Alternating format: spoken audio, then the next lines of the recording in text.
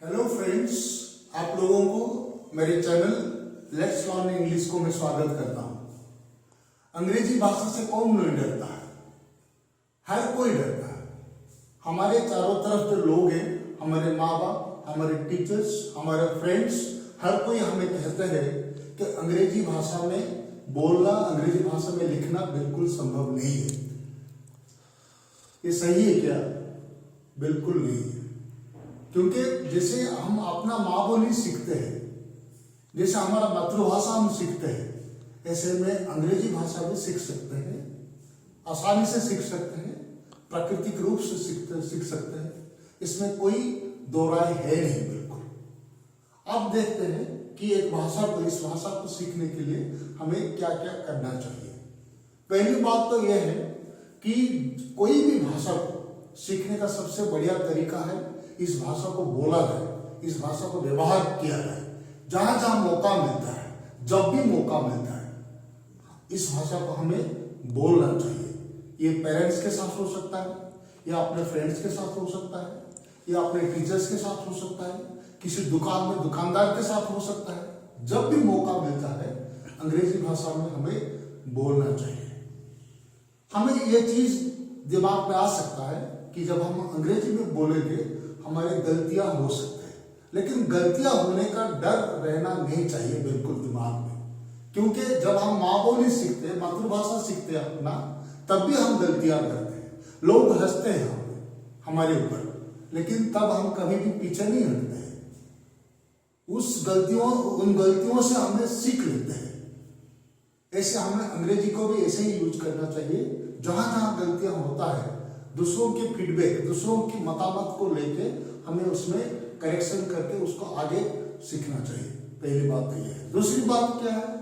अंग्रेजी भाषा में जहां जहां उपलब्ध है, वीडियो हो गया, टेलीविजन प्रोग्राम हो गया, सिनेमा हो गया, जो जहां मिलता है उसको हमें देखना चाहिए, उसको ध्यान से देखना चाहिए। क्योंकि वहां पे जो लोग बोलते हैं वो क्या क्या शब्द यूज करते हैं, किस तरह का वाक्य यूज करते हैं, और अपना उनका बॉडी लैंग्वेज कैसे रहता है, वो सारी चीजों का ध्यान रखना चाहिए। उसको नकल करने के लिए हमें कोशिश करना चाहिए। नकल करने के टाइम पे हमें ये लग सकता है कि ये हमसे होगा नहीं, इसमें कोई डरने की बात नहीं है। क्योंकि छोटे मोटे गलतियां तो होते हैं पहले, लेकिन बाद में जब हमारी जब आदत बन जाएगी इस भाषा को यूज करते करते, हम जो शब्द, जो वाक्य वो लोग यूज करते थे अपने वीडियो में या अपने सिनेमा में, उसको हम अपने डेली लाइफ में, एवरीडे कम्युनिकेशन में भी उसको यूज कर सकते हैं।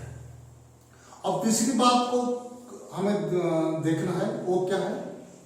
अंग्रेजी में जो भी लिखा हुआ है, वो पैम्फलेट हो सकता है, न्यूज़पेपर हो सकता है, कोई जर्नल हो सकता है, किताब हो सकता है।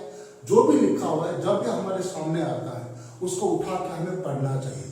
जो चीज हमें समझ में आता है, जो चीज हमें अच्छा लगता है, उसको पढ़ना चाहिए। उसमें शब्द को कैसे व्यवहार किया गया, उसमें वाक्यों को कैसे व्यवहार किया गया, उस सबको देखना चाहिए। और धीरे धीरे ऐसे चीजों को हम अपने लाइफ में, अपने दैनंदिन जीवन में उसको व्यवहार करना चाहिए। तो क्या होगा?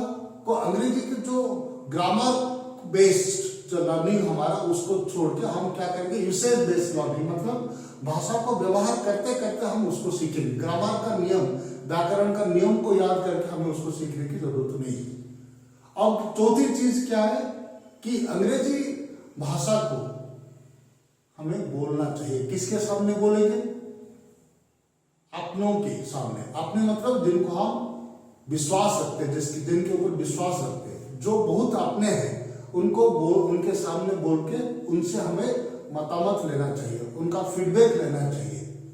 और वो जो फीडबैक देंगे, वो नेगेटिव फीडबैक देंगे तो कोई इसमें एतराज करने की या दुखी होने की कोई जरूरत नहीं है। उनका फीडबैक को लेके हमें खुद को सुधारने के लिए ये मौका है करके हमें सीखना चाहिए। वो कौन हो सकते हैं? वो हमारे टीचर्स हो सकते हैं, हमारे पेरेंट्स हो सकते हैं, हमारे बड़े भाई, हमारे बड़े बहन भी हो सकते हैं। उनके सामने बोल के हमें उनसे पूछना चाहिए कि हमने कहाँ कहाँ सही कहा हमने और कहाँ कहाँ गलतियां हुई हमारी। तो ये दोनों चीज उनसे हम जब फीडबैक लेंगे तब क्या होगा? हमारी उसमें अंग्रेजी में सुधार लाने में हमें मदद मिलेगा। और लास्ट चीज जो है, जो हमें ध्यान रखना चाहिए, वो क्या है? अंग्रेजी में लिखना भी प्रैक्टिस करना चाहिए। हमें छोटे छोटे पैसेजेस लिख सकते हैं, छोटे छोटे ऐसे लिख सकते हैं। हमें कविता लिखना आती है तो कविता भी लिख सकते हैं। करके हम किसको दिखाएंगे? अपने टीचर्स को दिखाएंगे, अपने ट्यूटर को दिखाएंगे, अपने घर में जो लोग उनको भी दिखा सकते हैं। दिखा के उनसे हमें बतावत लेंगे, उनका फीडबैक लेंगे कि यहाँ पे कहाँ कहाँ हमारा सही है और कहाँ कहाँ गलत है। तो जहाँ गलतियां होते हैं उसको देखना चाहिए हमें कि एक पैटर्न ऑफ एरर जैसे ना हो। कोई एक तरह का गलती बार बार होता है।